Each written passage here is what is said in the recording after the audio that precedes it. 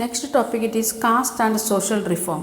Some of the social reformers we have been discussing also criticize the caste inequalities. Ramohan Roy translated an old Buddhist text that was critical of caste. Please underline the not only the reformers they are thinking about women or children, they started to think about inequalities in the name of caste.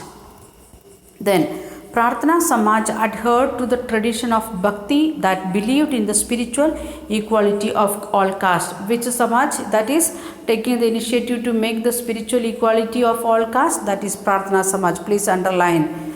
Then what is the from which tradition they got the inspiration? From Bhakti movement that we have seen in 7th standard. In Bombay, the Parhamsa Mandali was founded in 1840 to work for abolition of caste. Parhamsa, he is thinking like that, want to abolish the caste system. Many of these reformers and members of reform associations were people of upper caste. Those who are saying like that, we don't want like this any caste discrimination or up and downs, that they are from upper caste. Often in secret meetings, these reformers would violate caste taboos on food and touch in effort to get rid of the hold of caste prejudice in their lives. They want to overcome the prejudice of this casteism. For that purpose, they used to violate the rules about food and touch with the lower caste. There were also others who questioned the injustice of caste social order. During the course of the 19th century, Christian missionaries began setting up schools for tribal groups and the lower caste children. Those who was away from the education, for that purpose, Christian missionaries started set up schools. Then these children were thus equipped with some resources to make their way into changing the world. That group also, because they was far away from the mainstream of the society, they are getting education, so they become the resourceful or skillful. At the same time, the poor began leave their villages to look for jobs that were opening up in the cities. In the village, instead of farming, they used started to move to cities to get better job. So that also was another one moment. Means the in the cities we can't make that strict this casteism and its rules and regulations. Then there was work in the factories that were coming up, the job in municipalities, and there was getting jobs in factories and municipalities. There was not thinking about the caste. You have read about this expansion of cities in chapter 6. Think of the new demand for labor in this created. Drains had to be dug, road laid, building constructed, and city cleaned.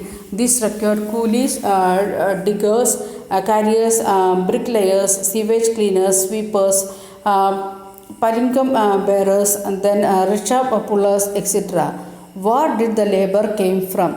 The poor from the village and small towns, many of them from the low caste, began moving to the cities where there was a new demand for labor. Because in the cities, the British people started to make the cities, even the railway line, like that things. For that purpose, many labors needed. So they went to there, and instead of getting sticking on these caste taboos and other things, they started to work. Then some also went to work in plantations in Assam, Mauritius, Trinidad, and Indonesia. Work in the new location was often very hard, but the poor, the people from the low caste, so this is an opportunity to get away from the oppressive hold of upper caste landowners exercised over their lives and daily humiliation they suffered. Please underline why these people was ready to move to the cities even though life was very hard, or in the plantations they want to go far away from their village, then also they was ready, because they thought like that it is an opportunity to get away from the oppressive hold of the upper caste landowners and what power they was exercising over them, and their daily humiliation what they suffered. Then who could produce shoes? Leather workers have been traditionally held in contempt since they work with dead animals which are seen as a dirty and polluting, because they want to collect leather, that is the skin of the dead animals. So the upper caste, they was thinking like that it is a polluting work. During the First World War, however, there was a huge demand for shoes for the armies. Caste prejudice against the leather work meant that only the traditional leather workers and shoemakers were ready to supply army shoes. So they could ask for high price and gain impressive profit. So that only the shoemakers can make the shoes, and only that people was ready to do. So what happened, they asked for high price and they got it, and they got good profit also from shoemaking. Then there was other jobs too. The army, for instance, offered opportunities. A number of Mahar people who was regarded as untouchables found job in Mahar regiment. And the father of B.R. Ambedkar, the leader of Dalit movement, taught by an army school. His father also studied in the army school. That's why when he got child, he sent his child, even though he can't sit with other students inside the classroom, he want to sit outside the classroom, then also his father was ready to send him. Then no place inside the classroom. In the Bombay presidency, as late as 1829, untouchables were not allowed to into even government schools.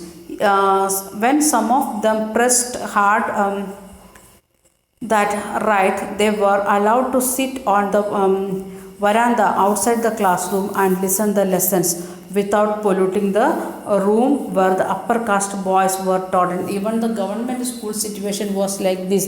The people, they can't come and sit inside the classroom. Okay, we'll stop here and we will continue next day. Thank you. Have a nice day.